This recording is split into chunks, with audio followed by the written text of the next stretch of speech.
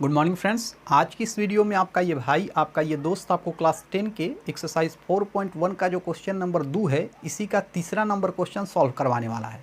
यहाँ पे इस क्वेश्चन में हमें कुछ वर्ड प्रॉब्लम दिए गए हैं। हमें इन वर्ड प्रॉब्लम की मदद से एक द्विघात समीकरण तैयार करना है।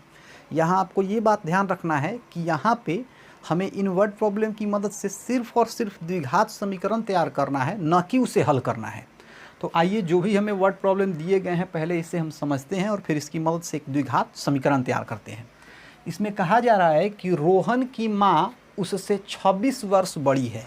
मतलब रोहन है और उसकी माँ है, और इसमें रोहन की जो माँ है ना, रोहन से 26 वर्ष बड़ी है।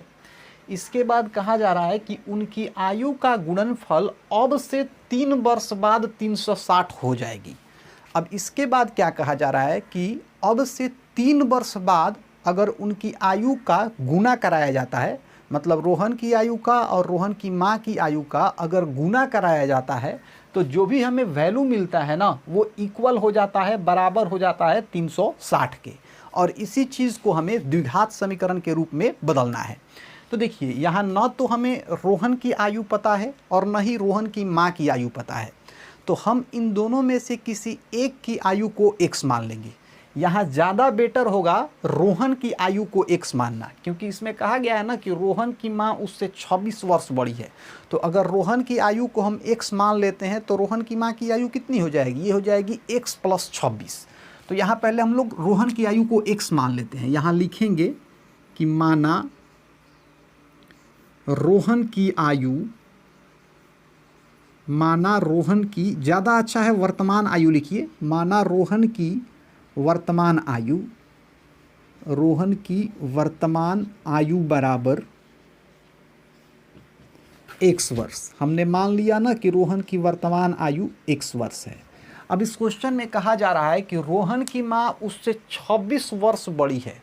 तो रोहन अगर 1 साल का है तो उसकी माँ कितनी हो जाएगी? वो हो जाएगी x + 26 साल की। तो यहाँ लिखेंगे रोहन के माँ की आयु, यहाँ लिखेंगे कि रोहन के माँ की आयु। तो रोहन के माँ की जो आयु हो जाएगी ना, ये हो जाएगी x + 26 वर्ष।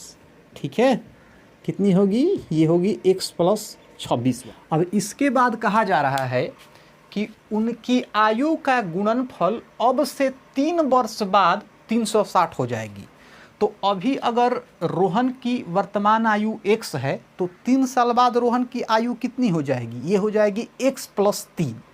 और अगर अभी उसकी माँ की आयु x + 26 है तो 3 साल बाद ये कितनी हो जाएगी? ये हो जाएगी x + 26 + 3। तो इस चीज़ को हम लिख लेते हैं। हम यहाँ लिखेंगे 3 साल बाद रोहन की आयु।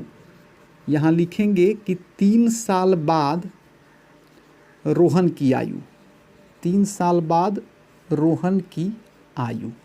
देखिए, रोहन की वर्तमान आयु मतलब अभी आयु x है, तो 3 साल बाद इसकी आयु हो जाएगी x + 3 वर्ष। और यहीं अगर देखा जाए कि 3 वर्ष बाद उसकी माँ की कितनी आयु होगी, तो यहाँ पहले हम इस चीज़ को लिख लेते हैं। हम यहाँ लिखेंगे कि 3 साल बाद रोहन के माँ की आयु, रोहन के माँ की आयु। देखिए, अभी रोहन के माँ की आयु x + 26 है, तो 3 साल बाद ये हो जाएगा x + 26 + 3। तो यहाँ लिखेंगे x + 26 + 3 वर्ष। ठीक है, ये हो गया रोहन की माँ की आयु अभी से 3 साल बाद। अब इस क्वेश्चन में ये कहा जा रहा है कि अभी से 3 साल बाद जो रोहन की आयु है और अभी से 3 साल बाद जो रोहन की माँ की आयु है, अगर इन दोनों की आयु का हम गुना कराते हैं ना, तो गुना कराने पे हमें 360 मिल रहा है। तो आइए इस क्रिया को भी हम करते हैं। तो 3 साल बाद रोहन की आयु कितनी है? x + 3। और इसमें हमें गुना कराना है 3 साल बाद रोहन की माँ की आयु से। तो 3 साल बाद रोहन की माँ की आयु कितनी है? x + 26 + 3। तो यहाँ हम लिखेंगे x + 26 + 3। और जब हम इन दोनों को गुना कराते हैं तो हमें गुणनफल कितना मिलता है? 360। तो यहाँ बराबर में लिख देंगे 360। अब देखिए, यहाँ पे x प्लस 3 तो पहले ज्यों का त्यों हो जाएगा, तो यहाँ लिख देंगे x प्लस 3, और इसके बाद ये x ज्यों का त्यों 26 में 3 जोड़ेंगे तो क्या होगा 29 हो जाएगा, तो ये हो जाएगा x प्लस 29 और बराबर में हो जाएगा 360। अब इन दोनों को हम गुना कर देंगे, हमारा काम हो जाएगा। तो गुना को आसान बनाने के लिए क्या करेंगे, पहले हम x में इन दोनों से गुना करेंगे, फिर 3 में इन दोनों से गुना करेंगे। तो यहाँ लिखेंगे x और इसमें गुना करेंगे x प्लस 29 से, x प्लस 29 से, फिर यहाँ लिखेंगे प्लस में 3 और इससे फिर गुना कराएंगे x प्लस 29 से। तो यहाँ हमने लिखा प्लस में 3 और इससे गुना कराएंगे x प्लस 29 से और बराबर में इधर हो जाएगा 360।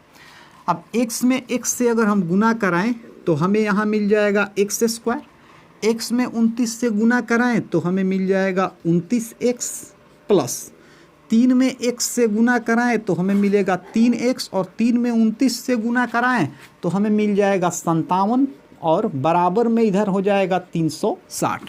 यहाँ तक क्लियर है। अब इसके बाद इसे आगे और बढ़ाएंगे हम लोग। देखिए यहाँ भी x वाला पद है, यहाँ भी x वाला पद है, तो इन दोनों को जोड़ देते हैं। तो ये हो जाएगा x स्क्वायर प्लस 29 में 3 जोड़ेंगे ना तो ये हो जाएगा 32, और दोनों में x है तो यहाँ x आ जाएगा, और प्लस में ये हो जाएगा 57 और बराबर में इधर हो जाएगा 360। अब लगभग हम लोगों का हो ही गया। देखिए इन दोनों को हम ज्यों का त्यों लिखेंगे, और ये जो 360 है ना इसे उधर से इधर ला देंगे।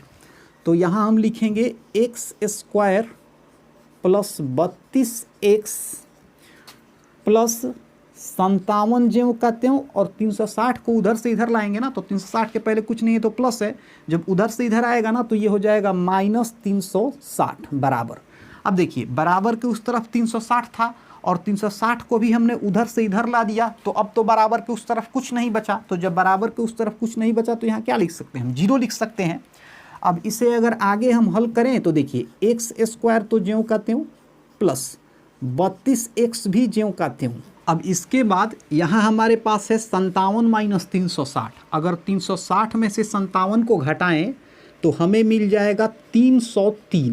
अब देखिए यहाँ 360 के पहले माइनस था और 360 बड़ा था, तो इसीलिए मैंने यहाँ माइनस का चिन्ह दे दिया। इसके बाद यहाँ बराबर है तो बराबर, और यहाँ हो जाएगा 0, और यही हमारा आंसर हो जाएगा। तो इस तरीके से जो हमारा क्वेश्चन नंबर 3 था इसे हमने सॉल्व कर लिया। अब इसके आगे की वीडियो में हम लोग इसी का क्वेश्चन नंबर 4 सॉल्व करेंगे।